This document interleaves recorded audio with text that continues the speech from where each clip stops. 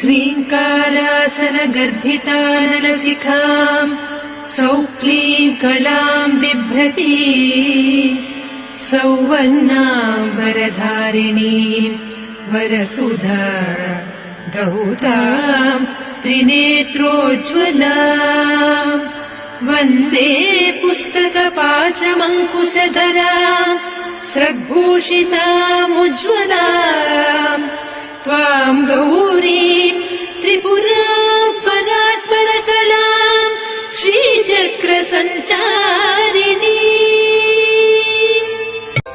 ॐ ऐं ह्रीं श्रीं ऐं क्लीं सौः। ॐ नमस्त्रिपुरसुन्दरी हृदयदेवी शिरोदेवी शिखादेवी कवचदेवी नेत्रदेवी अस्त्रदेवी कामेश्वरी